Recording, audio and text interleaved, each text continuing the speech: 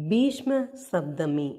ரத சப்தமி என்பது மகாபாரதத்தில் பீஷ்மருடன் தொடர்புடைய நாள் ஆகும். பாரத போரின் போது போர்க்களத்தில் அம்பு படுக்கையில் கிடந்த பீஷ்மர் தன்னுடைய உயிர் பிரிவதற்கு உத்திராயண காலம் வரும் வரை காத்திருந்தார். உத்திராயண காலம் வந்த பிறகும் அவரது உயிர் உடலை விட்டு நீங்காமல் இருந்து கொண்டே இருக்கிறது. இதற்கு காரணம் புரியாமல் தவித்த பீஷ்மருக்கு விளக்குவதற்காக கிருஷ்ணர் அருளால் வியாசர் அங்கு வருகிறார். அவர்தான் ரத சப்தமி வழிபாடு பற்றி பீஷ்மருக்கு விளக்குகிறார். வியாசர் சொன்னபடி பீஷ்மரும் இந்த உடல் அதிகமான பாவங்களை சுமந்து கொண்டிருப்பதால் உயிர் பிரியாமல் உள்ளது.